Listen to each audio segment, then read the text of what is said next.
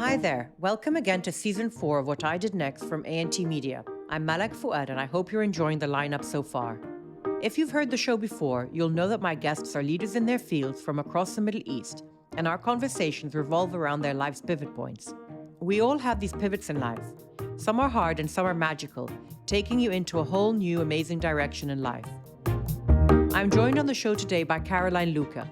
Carol is an art consultant and ex-managing director of Christie's Middle East. Carol and I are old friends, and we had a great chat about her career and the art world, specifically the regional scene. Like many of us, Carol shifted careers. She started out as a corporate lawyer in both Paris and Cairo before moving to the UAE and joining the Abu Dhabi Tourism and Culture Authority. That role pivoted her into the world of art, and she became intricately involved with the establishment of the Louvre, the Guggenheim, and the Zayed National Museums. The 10 years she spent in this role were formative years in her ongoing art education and provided the basis for her next jumping-off point, joining the Middle East team at Christie's in Dubai. We'll get into all that in a minute. Let's start with our icebreaker questions. When was the last time Caroline did something for the first time? Actually, very recently. This summer, I took a holiday, a real holiday, that didn't involve laptops and calls and conference calls and team calls. And, it was incredibly fulfilling. It was so nice. I was away for 5 weeks with my family. As you know, I've recently left my previous role. So it was an opportunity to really take some time out. And I realized it's been 20 years since I took a holiday that didn't involve work as well. Wow. And Carol, in today's world where you're constantly connected by every device, that's a hard thing to do, actually, to completely disconnect. It is. And it took work. It took me having to consciously leave my phone.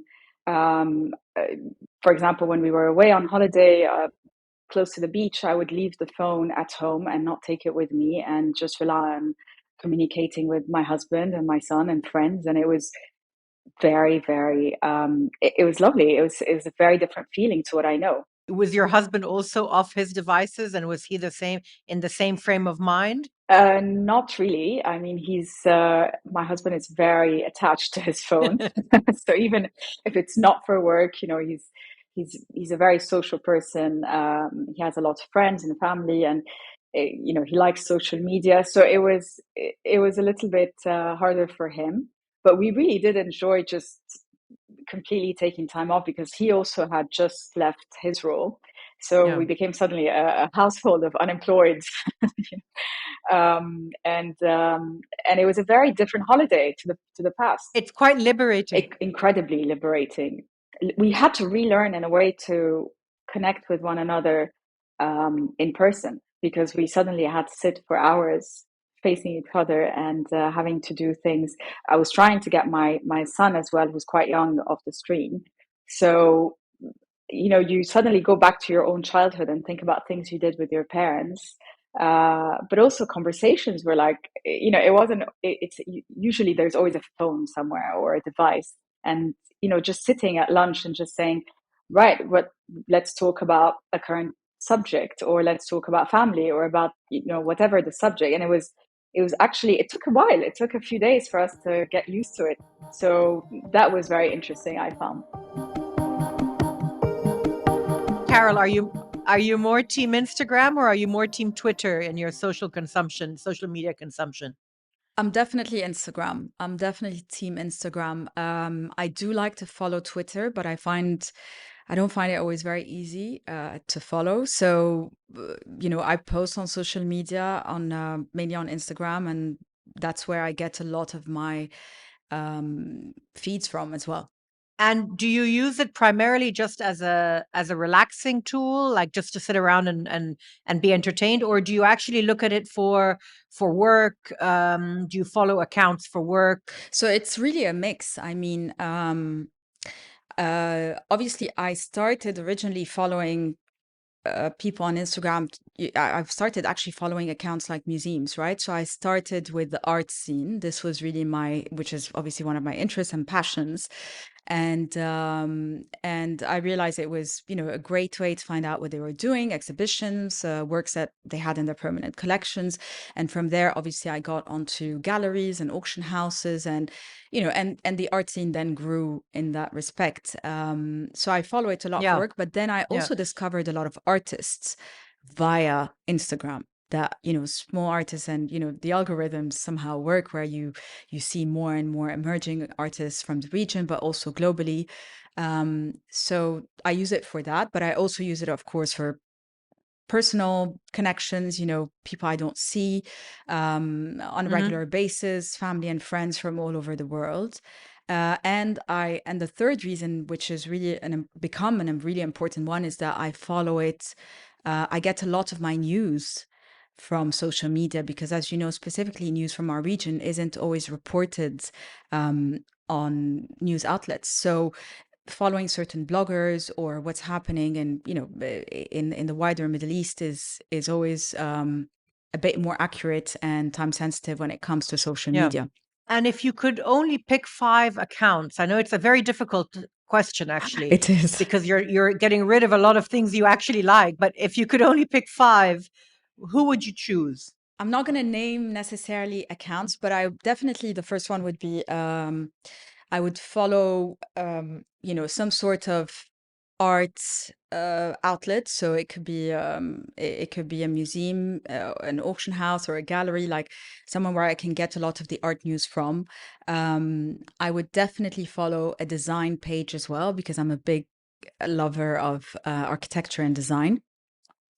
I would also follow one I will name actually is Sultan Qasimi, because for me, I call him the all-in-one account.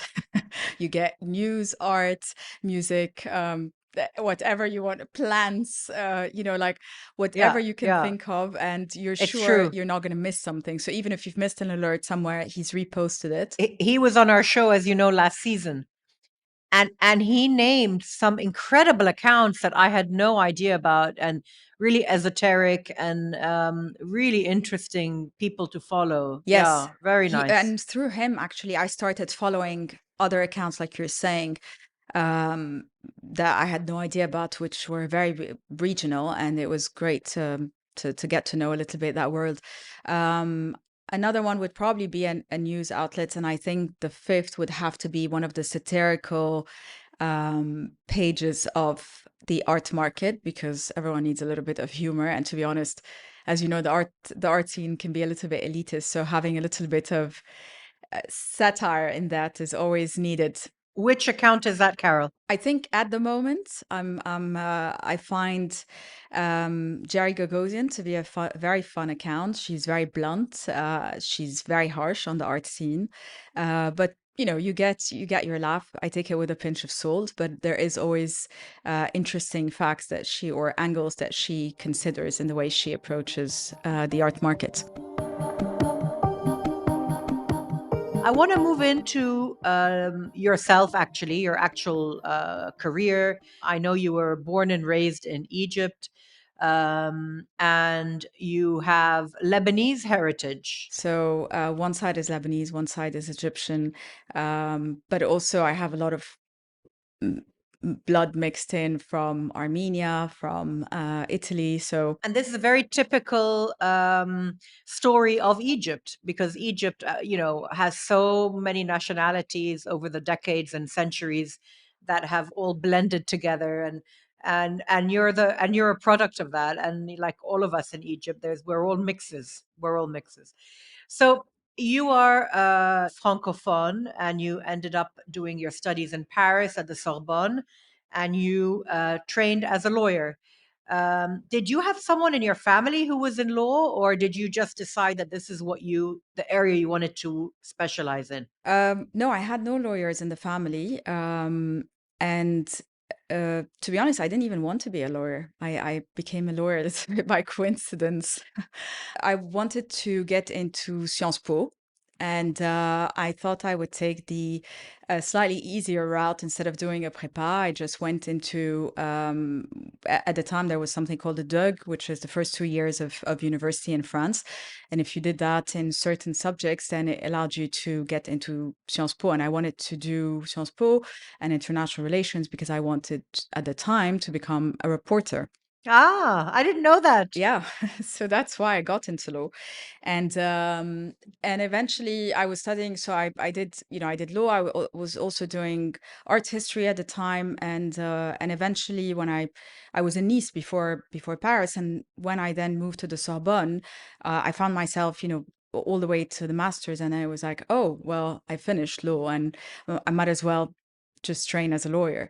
So it was a little bit of a coincidence. It wasn't so much planned, but it took me on an incredible journey after that. Because, there are so many professions that are like callings and like vocations, and you feel called to do it, like doctors. I'm always in awe of doctors, and people who are a little bit, if you're in theology, then you have a calling as well. Did you feel that this was your lane, that you'd found your lane? Or, I mean, I'm guessing the answer already because you're clearly not doing that now, but at the time, did it feel like the right fit for you? Yes and no, it did, because so part of why I wanted to become a reporter is that I was very detailed focused. I really liked getting into, I never approach a subject like in a very superficial way. So I like the details. I like to read. I wanted to understand vertically a subject. And I I realized that by becoming a lawyer, you had to really understand certain industries. Specifically, if you become a specialized lawyer, you had to really understand that industry inside out, and you had to really, really um, uh, get into the finer details and understanding all the angles to it.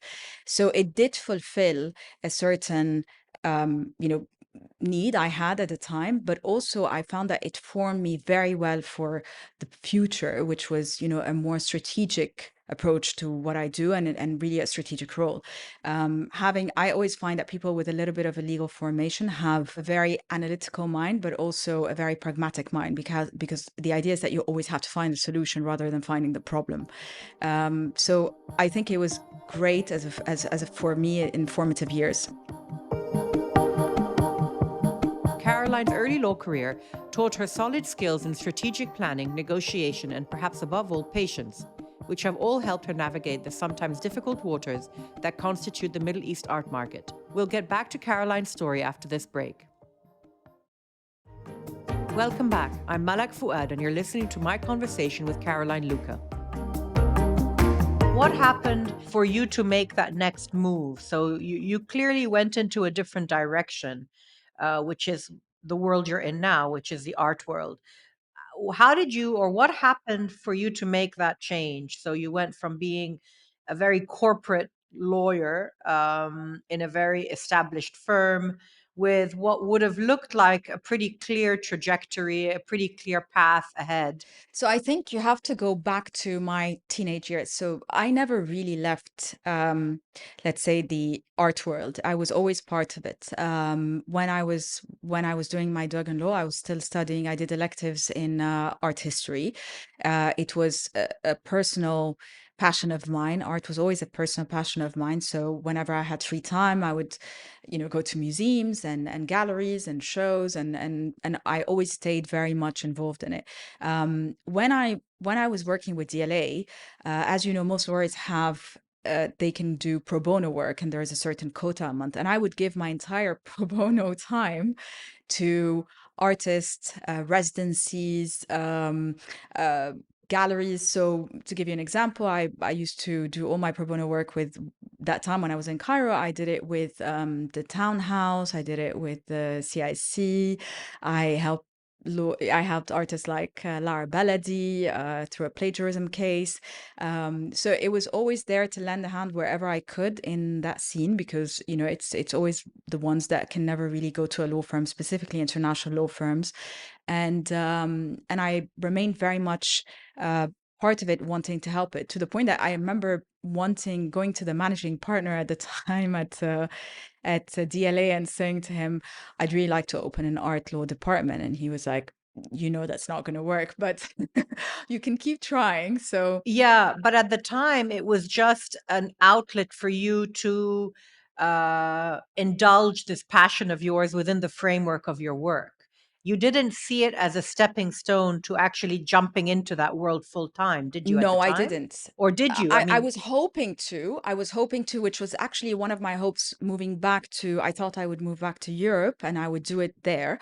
But the reality was, it was a very small scene for the Middle East, and it was definitely not enough to engage, let's say, in doing legal work for their art scene, although they really needed it. So it was personal. There was a certain indulgence, but wherever I could see an opportunity to help from the legal side, I did. And I was hoping that more and more, as time mhm. passed and internet intellectual property as well, laws were developing in the region, that we would see more the importance of protecting the legacy of those artists, of the museums, trying to help them, with areas that were not my specialty, like restitution, but are areas that had become very important with time. So what happened next for you, Carol? How did you make that jump finally? So I think one of the pivots for me was moving to the UAE. So after having lived, between Cairo, Paris, back to like and before that, in various places, I I decided to move with the same firm to the UAE. At the time, they had just announced that the Louvre Abu Dhabi and a number of museums were about to open in the UAE, and there were all these projects. And I knew that the firm I was working at the time was working with the operating body, or let's say the government entity in the UAE that was going to be responsible for those museums. So I really saw it as an opportunity to try and get closer to that world. Um, so I moved to Dubai in 2008, towards the end of 2008, and I got seconded immediately to what was called TDIC, which was the vehicle that was responsible for all the cultural ambitions of the UAE. And by the way, at that time, it was 5 museums. It wasn't 3 like now. And very quickly after that, I got offered a full-time position there to basically run a legal department for the cultural side of those ambitions. So everything to do with the museums, the art fair, and certain other projects as well. That was incredible because obviously it meant that everything I loved, which was art Yeah. and culture, I could combine it with my day-to-day work and really focused on that. So I took on that role as general counsel, and I stayed on for 10 years, as you know, and I went all the way from a complete incubation phase, and it was a very, very small team on the ground that was working on these projects, to really all the way until the Louvre opened, and then which is the time after which I left. Did you stay with them a little bit after they opened, Carol, or did you wait? Did you leave as when they opened? I left pretty much right after they opened. The idea was that, a bit like everyone that moves to Dubai or Abu Dhabi, there is that transient mentality. We all come here thinking we're going to be here for a year or two. And I remember when I joined, I thought I'm going to stay till the opening, which at the time was scheduled to be in 2012. So I thought this is plenty. It's 5 years. I'll finish those and then I'll move on. And again, with the hopes of moving back to Europe. And things changed, the teams moved, and the ambitions also got a bit more real, and we worked on 3 museums across those 10 years and realized that they had to be staggered, and they needed a much longer time to actually build the collection, build the museums, look at really how much capacity for the people to come in, to understand those ambitions, to educate as well the scene around us, which was really the UAE art scene, but also the audience, and turn really a public to an audience. So that took time. And I felt like after 10 years of having done a lot of the legwork on one and opened, which was the Louvre, but also all the legwork on the Guggenheim Abu Dhabi and the Zayed National Museum, I had fulfilled my personal interest and my, my ambitions, as well as, I had delivered a lot of what they needed as well. And I had established a legal department. I had also done a lot of work on strategy. So it was time for me to move into the different, another phase, and I was ready for it. So I just felt staying on could just become repetitive. And presumably, a role like that, not just the fact that you came in at the beginning and were able to lay a foundation for the legal framework, but I presume you also made incredible contacts in this world, this art world, both international and local. And that would have also allowed you to take the next step. Absolutely. It was, well, many things. So first of all, you're dealing with three museums, which are very different schools. You've got the Louvre, Musée du Louvre, which is very French, with the Réunion des Musées, in a very established and rigid system. And then you had the Guggenheim in New York, which is a very different approach to the museum world, and trustees and collectors and patrons. And then you had the Zayed National Museum, which was at the time really being looked after, or at least a lot of the drawings for and the narrative was being drawn by the British Museum. So I was lucky enough to really get the three schools. And one of the advantages, well, it was very hard at the time, but one of the advantages of having a very small team on the ground, which was, let's say, the government team, is that you didn't have really so many people in every department.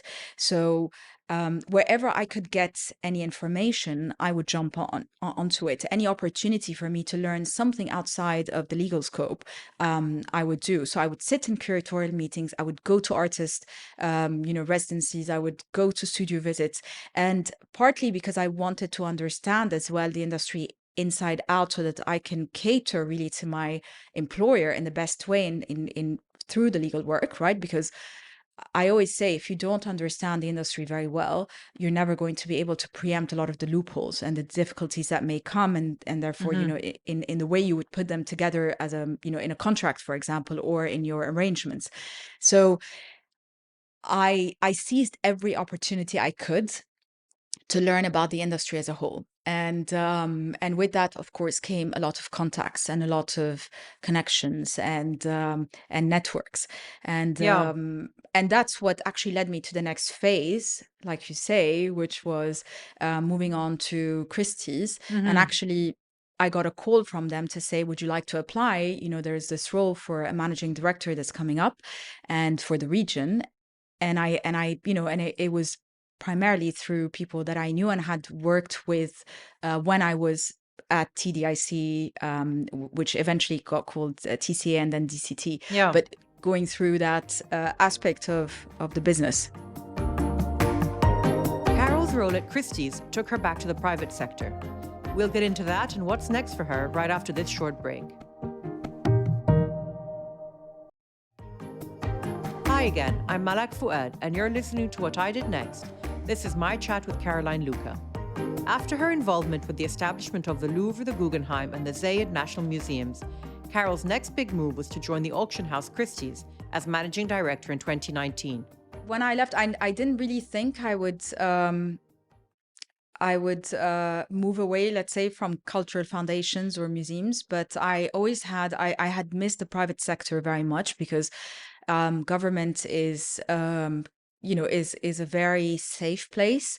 But having come from, the world of law firms before, I was very much I was always very excited about about the private sector. It's a lot faster, it's a lot quicker, and it depends really on what's happening around you in the economy.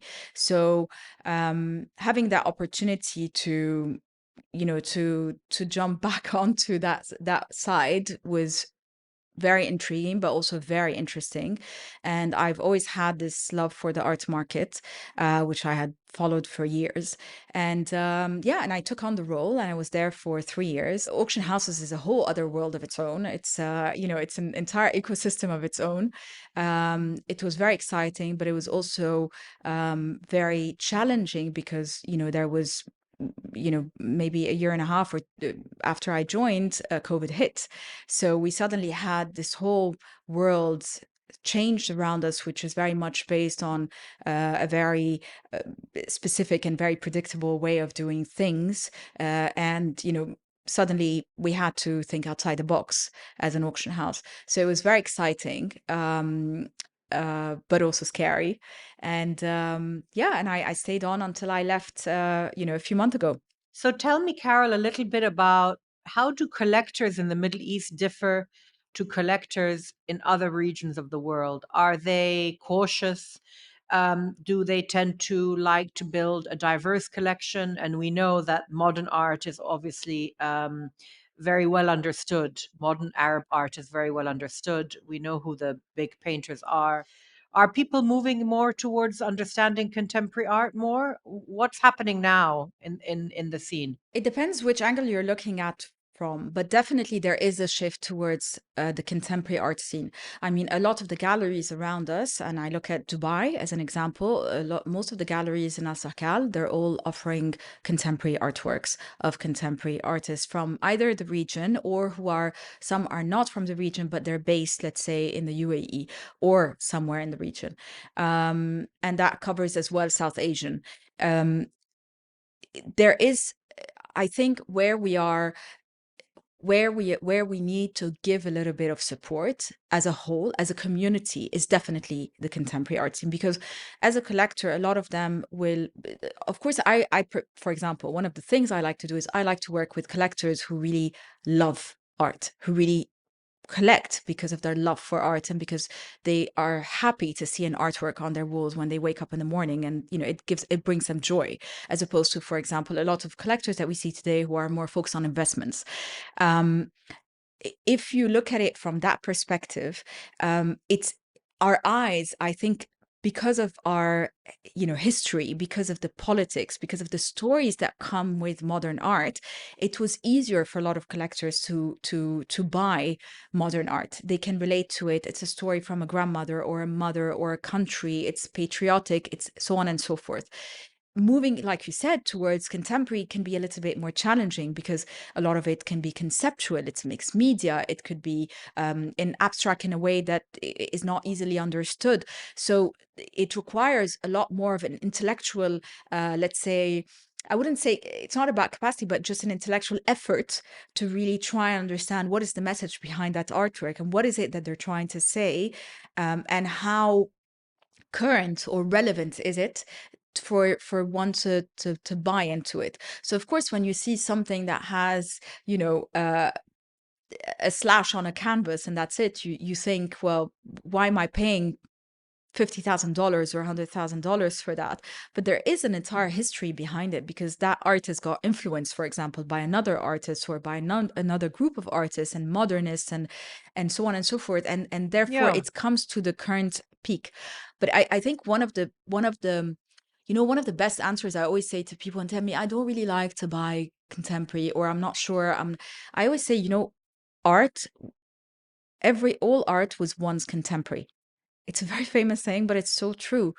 All art was once contemporary, right? And I Yeah. think if we don't support today, specifically when it comes to the Middle East, if we don't support the art scene, and the contemporary art scene, and we don't do our role, all of us together, be it as an art professional, as myself, or as a collector, as a patron, or as a buyer, or even just as an audience and children, we're not going to help that scene get to where they, that get the legacy that they need, but also build Yeah. on their own. I also think that, across the centuries, all the large collectors, it's quite an instinctive process as well.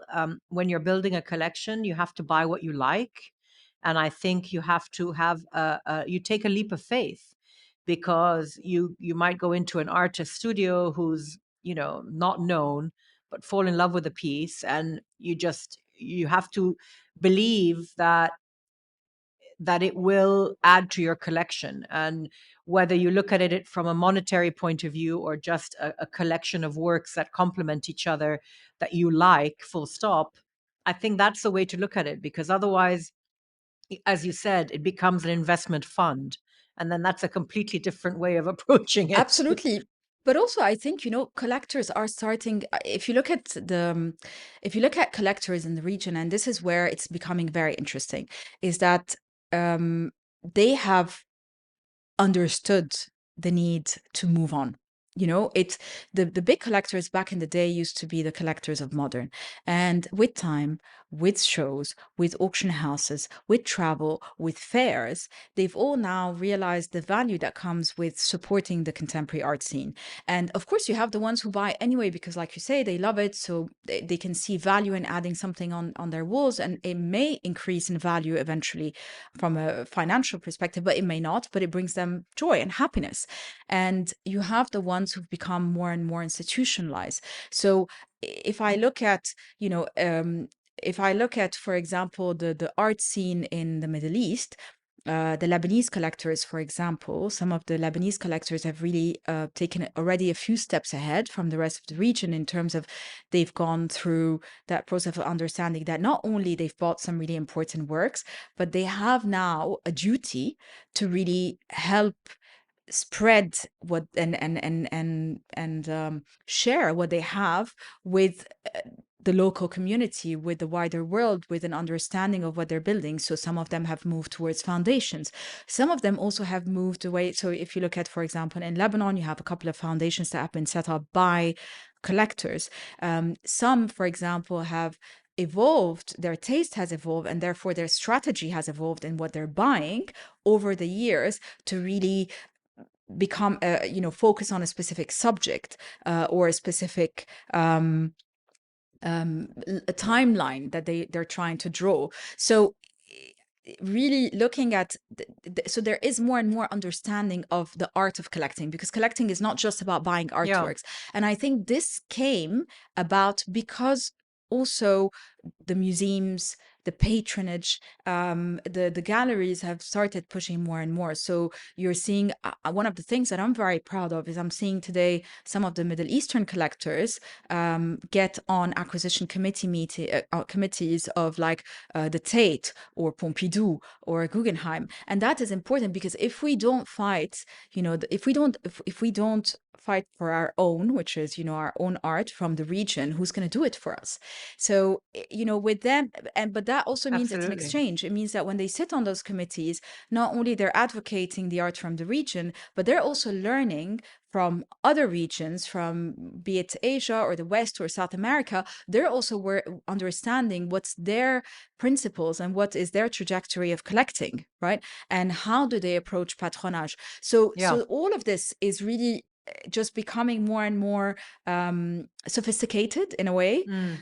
But it also means that it's pushing the galleries, pushing the art scene to really do a little bit more and become a little bit more thought-provoking. So if I look at a place like, in Egypt, for example, one of the best examples I can think of is Gypsum Gallery, because not only has the gallery pushed for emerging artists, and for a very important set of new thinking, but for conceptual artists, for pushing the art scene to the maximum. But also the gallery really took it upon themselves to become international.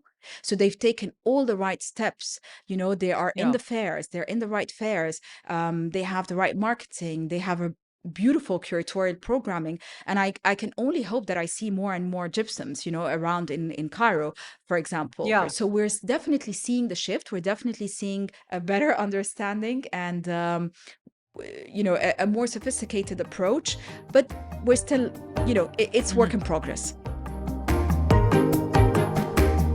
So for you, Carol, now that you've left Christie's, what is next for you? Are you going to be working as you had mentioned to me that you might be working as a consultant. You're staying in the art scene, obviously, but in what capacity, or where do you see a niche for yourself?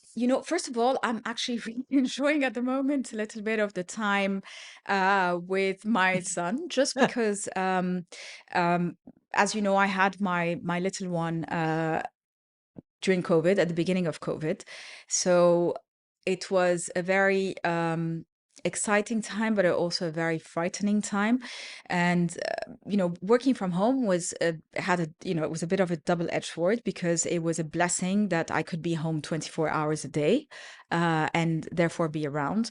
But at the same time, it meant that it was a curse, because once you're sat at your desk, you don't really need to get up because you're at home anyway. So I ended up also working 12, 15, 16 hours a day.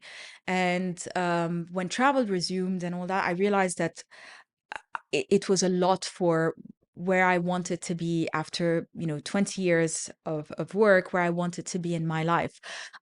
I don't think I'll ever leave the art scene. It's a scene that I very much love. It's a practice that I understand, and I hope I can only continue to give to and learn from as well.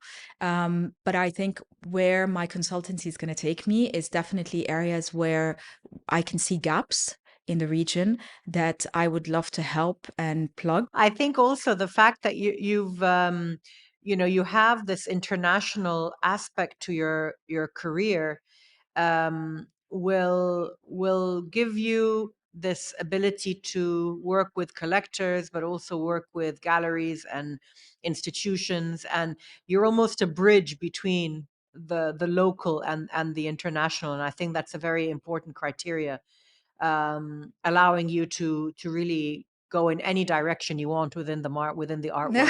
I'm looking Thank forward you. to seeing the next step. That's definitely an area that I've always liked. I was, part of why I took on more of a strategic role when I was with the museums, is because I love being that liaison between, translating in a way. I know everyone spoke the same language essentially, but they didn't. Yeah. So translating the culturally the expectations of one party in the West to the local parties here was something that I found very intriguing, very interesting, but it also meant that there was always more and more dialogue that can be had, right? So definitely, I'm looking forward to helping with that area as well. Carol, darling, thank you so much. Thank you, Malak. I'm so glad you were with me on the show. Thank you, Malak. Thank you for having me. It's I feel like you could never have enough time to talk about art. I think this conversation could have gone on from institutions to museums to whatever for hours. Absolutely. So thank you for the opportunity to look at the world of art in the Middle East. Thank you.